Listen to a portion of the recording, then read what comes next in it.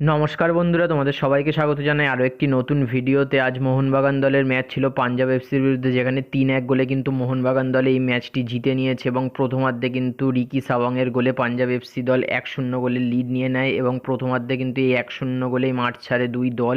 এরপর দ্বিতীয়ার্ধের শুরুতেই কিন্তু মোহনবাগান দল দুর্দান্তভাবে কামব্যাক করে, যেখানে তারা কিন্তু 52 মিনিটের মাথাতেই কিন্তু তারা ইকুয়ালাইজ করে দেয় 1-1, যেখানে আলবার্টো দুর্দান্ত একটি হেডারে গোল করে দেয়।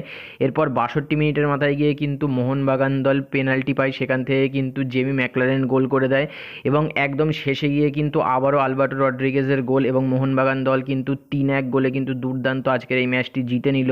এবং এই ম্যাচ জেতবার ফলে কিন্তু মোহনবাগান দল অবশ্যই পয়েন্টস টেবিলের শীর্ষেই থাকবে এবং দুর্দান্ত কিন্তু পারফরমেন্স করেছে, স্পেশালি দ্বিতীয়ার্ধে। প্রথমার্ধে কিন্তু মোহনবাগান দলের পারফরমেন্স খুব একটা ভালো ছিল না, তবে দ্বিতীয়ার্ধে কিন্তু দুর্দান্ত পারফরমেন্স করেছে তারা। এবং পাঞ্জাব এফসি দল যখন 10 জন হয়ে গেল তারপর থেকে কিন্তু তাদের টিমের পারফরমেন্স খুবই খারাপ হয়েছে। সো তোমাদের আজকে মোহনবাগান দলের খেলা নিয়ে অবশ্যই কী মতামত রয়েছে কমেন্ট বক্সে কমেন্ট করে জানিয়ে দিও।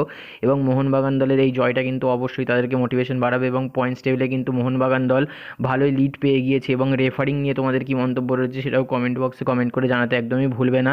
আর মোহনবাগান দলের সমস্ত আপডেট পেতে অবশ্যই আমাদের এই চ্যানেলটিকে সাবস্ক্রাইব করে নেবে। এবং মোহনবাগান দলের কিন্তু নেক্সট ম্যাচ রয়েছে হায়দ্রাবাদের বিরুদ্ধে, দেখা যাক যে মোহনবাগান দল কেমন পারফরমেন্স করে সেই ম্যাচে।